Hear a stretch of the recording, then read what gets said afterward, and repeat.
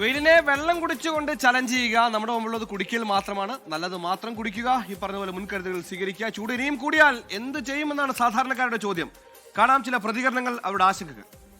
ഭയങ്കര ചൂട് കൂടുതലാണ്, കഴിക്കാൻ പറ്റില്ല, പുറത്തിറങ്ങാൻ കഴിയില്ല ചൂടുകൊണ്ട്.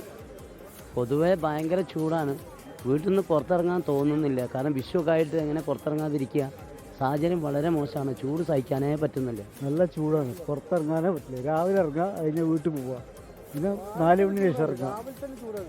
രാവിലെ ചൂട് തന്നെ തീരെ പറ്റുന്നില്ല. ഒരു ദിവസം 2-3 തവണ കുളിക്കണം. പിന്നെ പറഞ്ഞാൽ ഡ്രസ്സ് ഇങ്ങനെ ഇടയ്ക്കിടയ്ക്ക് മാറ്റി കൊടുക്കണം. നല്ല ബുദ്ധിമുട്ടാണ്. ഈ ക്ലൈമറ്റ് മാറിയതോടുകൂടി തന്നെ ചുമ ഭയങ്കരമായിട്ട് ഡ്രൈ കഫാണ്. കുഴപ്പമില്ല, എന്നാലും സഹിക്കാതെ നിവർത്തില്ല. വിഷുവൊക്കെ അല്ലേ. കാലാവസ്ഥ പ്രത്യേകിച്ച് ഈ ഓണം വിഷുവിൻ്റെ ഇതുമായിട്ട് പ്രത്യേകിച്ച് വ്യാപാരികൾക്കൊക്കെ ഇത് ബിസിനസ്സിനെ ബാധിക്കുന്ന രൂപത്തിലേക്കാണ് ചൂടുണ്ടായത്. ഈ ചൂടിനും വേണ്ടി കൊണ്ടാന്ന് സാധനം മുന്തിരി ജനങ്ങൾക്കും വേണ്ടിയിട്ട് അമ്മാതിരി ചൂടാണ്. കായ പൊള്ളി മരത്തിൻ്റെ ഉള്ളിൽ നിന്ന് വരെ ചൂട് സഹിക്കാൻ വയ്യ. നല്ല ശക്തമായ ചൂടല്ലേ ഇപ്പോൾ.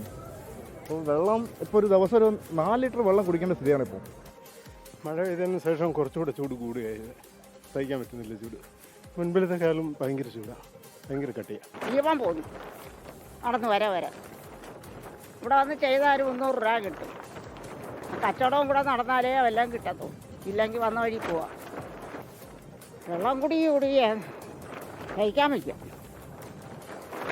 ചൂട് കൂടുതലാണ്, എല്ലാ കൊല്ലത്തെയും കൂടെ ഈ പ്രാവശ്യം കൂടുതലാണ്. പാനി പിയാ ഓ ഖാന ഖാ കെ ആയ കൊല്ലം ജംഗ്ഷൻ സെ. ചൂടുണ്ട്, നല്ല ചൂടുണ്ട്. കേരള ചൂടും ഇപ്പം ചൂട് സുഖമാണെന്നൊന്നും പറയാൻ പറ്റത്തില്ല, ഭയങ്കര ബുദ്ധിമുട്ടാണ്. വെള്ളമൊക്കെ കുടിച്ചാലേ പറ്റൂ, വെള്ളം കുടിക്കാതെ നിൽക്കാൻ പറ്റത്തില്ലല്ലോ.